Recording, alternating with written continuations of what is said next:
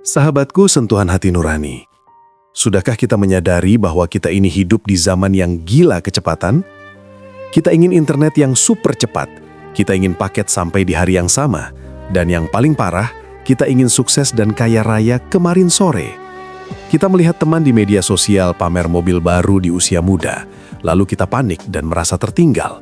Kita memaksa diri bekerja 18 jam sehari, menelan pil penambah stamina, dan mengutuk waktu yang berjalan lambat. Tapi pernahkah kamu lebih sadar lagi? Saat kamu memaksa buah mangga matang sebelum waktunya dengan karbit, rasanya tidak akan pernah semanis buah yang matang di pohon. Betul begitu? Ya, begitu juga dengan rezeki.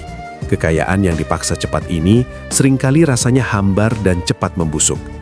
Penyakit ini disebut hurry sickness, atau penyakit terburu-buru.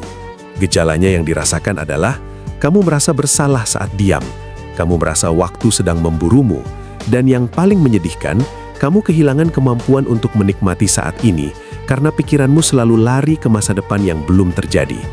Kamu mengkhawatirkan sesuatu yang belum terjadi, takut inilah, takut itulah, bagaimana kalau begini, bagaimana kalau begitu.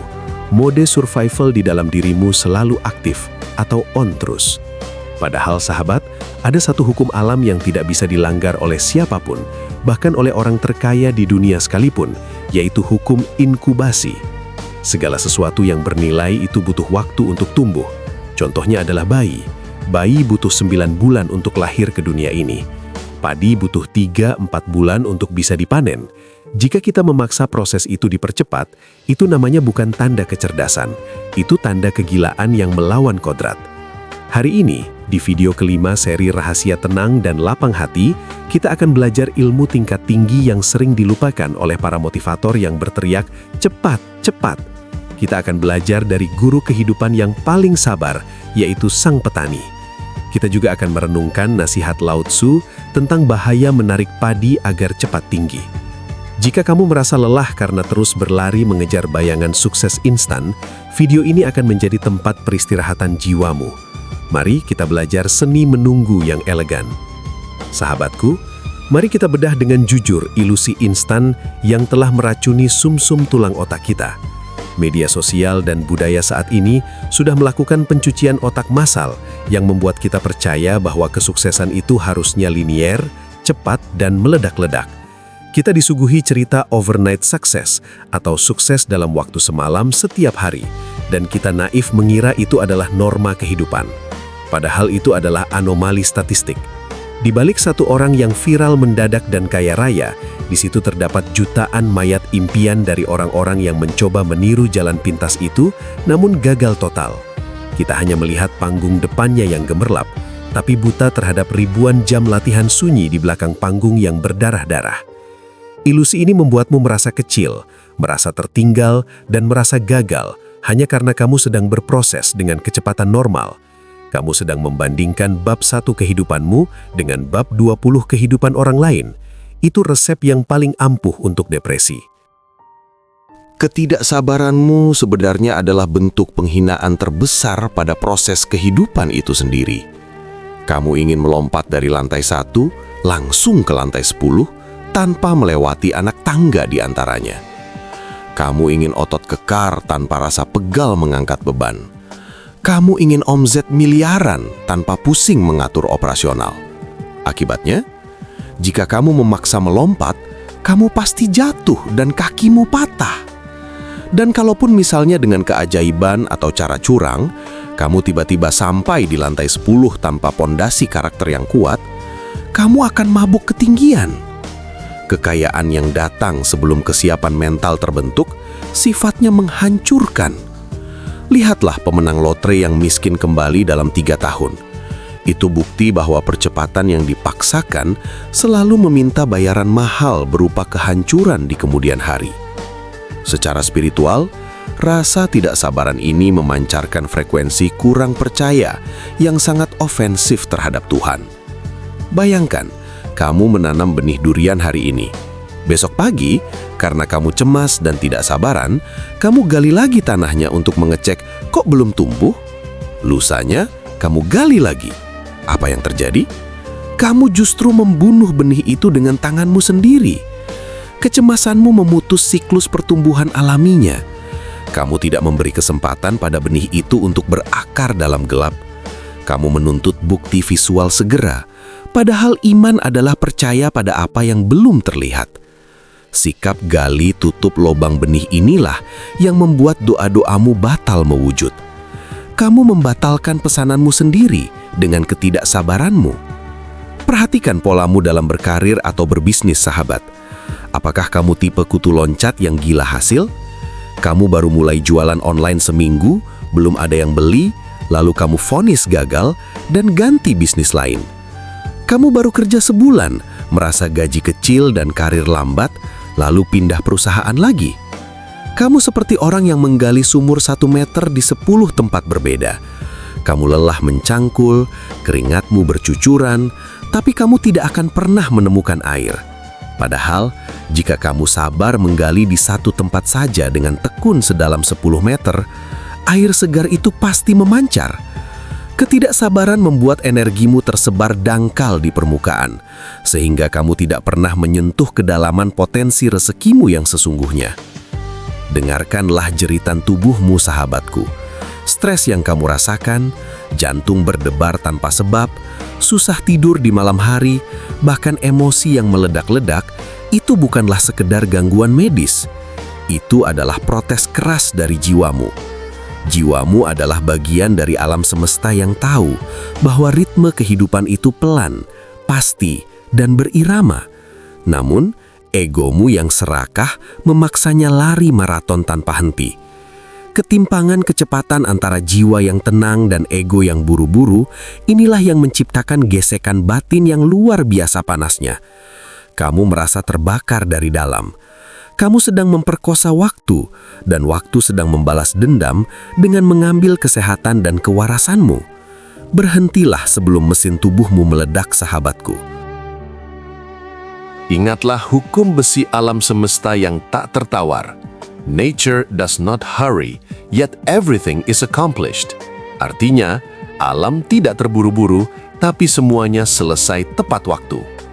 Matahari tidak akan terbit lebih cepat 1 detik pun, hanya karena kamu membentaknya atau menangis.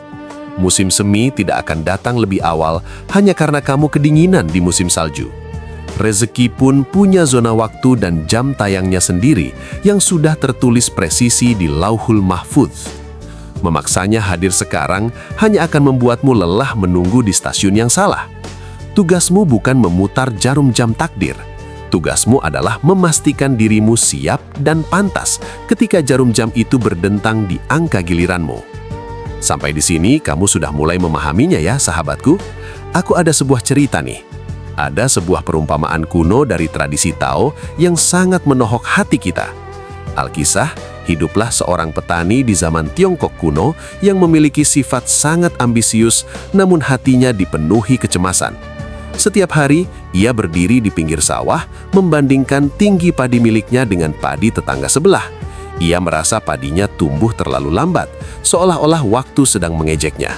Hatinya panas karena iri dan takut tertinggal. Karena tidak tahan lagi dengan lambatnya proses alam, ia memutuskan untuk mengambil jalan pintas yang konyol. Ia turun ke sawah, menyingsingkan lengan baju, dan mulai menarik setiap batang padi satu persatu ke atas sekitar 2 cm agar terlihat lebih tinggi secara instan. Ia bekerja seharian penuh di bawah terik matahari hingga punggungnya nyaris patah. Sore harinya, ia pulang dengan wajah berseri-seri penuh kebanggaan semu dan berseru kepada keluarganya. Hari ini aku lelah sekali, tapi aku sangat produktif karena aku baru saja membantu padi-padi kita tumbuh lebih cepat daripada milik tetangga. Namun kebahagiaan instan itu hanyalah fata morgana yang berumur pendek. Keesokan harinya, saat matahari pagi menyinari hamparan sawah, si petani berlari dengan antusias untuk melihat hasil kerja kerasnya. Betapa hancur hatinya saat melihat pemandangan di depan mata, yaitu seluruh padinya yang kemarin ia tarik, kini telah layu, menguning, dan mati terkulai menyedihkan di atas tanah. Ia menangis meraung-raung, menyesali kebodohannya. Ternyata, saat ia menarik batang padi itu ke atas demi mengejar hasil visual yang cepat, ia tanpa sadar telah memutus akar-akarnya yang masih muda dari sumber kehidupan di dalam tanah. Tindakannya yang agresif tersebut telah merusak fondasi alami tanaman itu.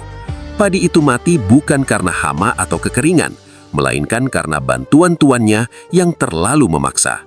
Ini adalah pelajaran pahit bahwa niat baik yang dieksekusi dengan ketidaksabaran dan pelanggaran terhadap hukum waktu hanya akan melahirkan kehancuran total bagi apa yang sedang kita bangun. Cerita ini menampar kita dengan keras. Berapa banyak dari kita yang menarik padi? Kita melakukan spamming ke calon klien. Kita menekan bawahan atau anak buah berlebihan. Kita mengambil hutang riba demi terlihat kaya cepat. Itu semua adalah tindakan menarik padi. Terlihat tumbuh sesaat, tapi akarnya, yaitu berkah dan fondasi, menjadi putus. Kekayaan yang dibangun dengan ketidaksabaran biasanya rapuh. Begitu ada angin krisis sedikit saja, ia akan rubuh karena akarnya tidak dalam. Lao Tse mengajarkan konsep cukup mengetahui cukup. Petani yang bijak tahu bahwa tugasnya hanyalah mengolah tanah, menebar benih, memberi air, dan mengusir hama. Sisanya, yaitu proses pertumbuhan, adalah wilayah kekuasaan Tuhan dan alam. Petani bijak memiliki seni menunggu. Ia bisa duduk tenang di gubuknya sambil minum teh, melihat sawahnya yang hijau tanpa rasa cemas. Ia tahu, di bawah tanah sana, keajaiban sedang terjadi meski matanya tidak melihat pergerakan.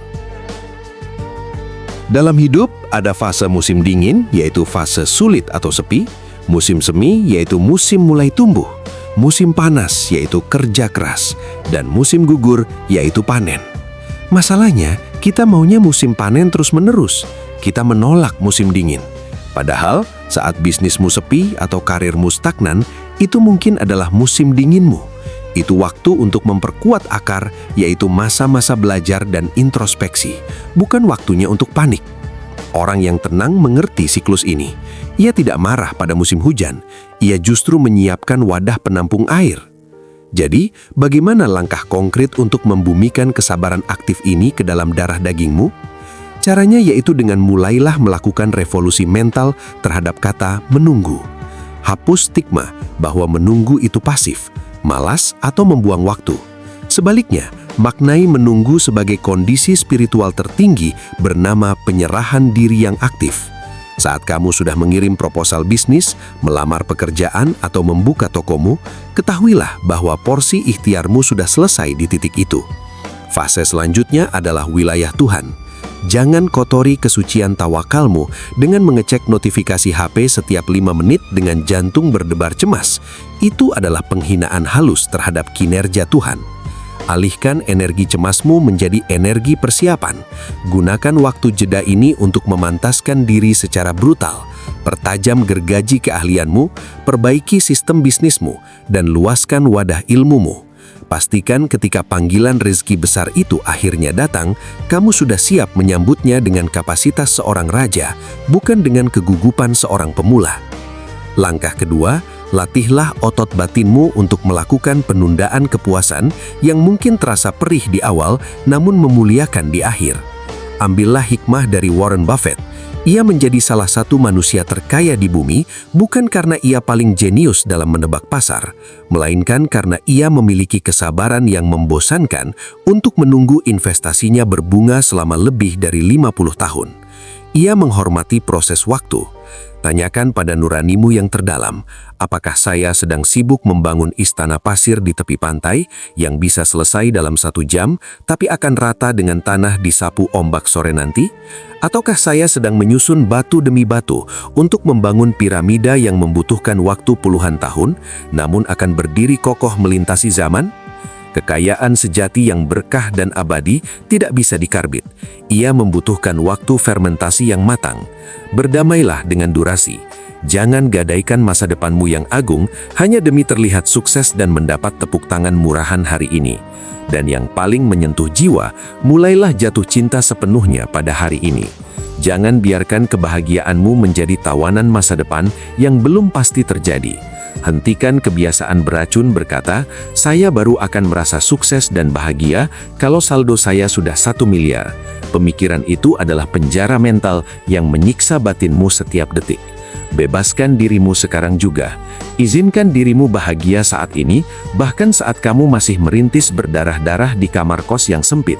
Nikmatilah semangkuk mie instanmu hari ini dengan rasa syukur yang tulus dan agung, seperti saat kamu nanti menikmati hidangan mewah di restoran bintang 5. Getaran rasa syukur yang tulus di tengah kesempitan itulah pupuk ajaib yang paling kuat untuk mempercepat pertumbuhan benih rizkimu. Tenanglah sahabatku, hapus air matamu. Kamu tidak sedang terlambat, kamu tidak tertinggal, kamu sedang berjalan tepat waktu di dalam zona waktu Tuhan yang sempurna. Coba bayangkan kalau kamu masak mie instan, dibungkusnya tertulis rebus 3 menit. Tapi karena kamu lapar dan gak sabaran, baru 30 detik udah kamu angkat dan makan. Rasanya gimana? Keras, mentah, dan gak enak. Perutmu sakit. Hidup juga begitu sahabatku. Rizki yang belum matang jangan dipaksa dimakan. Biarin Tuhan memasak nasibmu sampai al dente, sampai pas kematangannya. Sabar dikit kenapa sih? Lapar boleh, bego keseringan itu jangan. Nikmati proses memasak ini. Wanginya sudah mulai tercium kan? Tunggu sebentar lagi, dan kamu akan menikmati hidangan kehidupan yang paling lezat. Sampai di sini dulu ya video kali ini sahabatku. Salam channel, sentuhan hati nurani.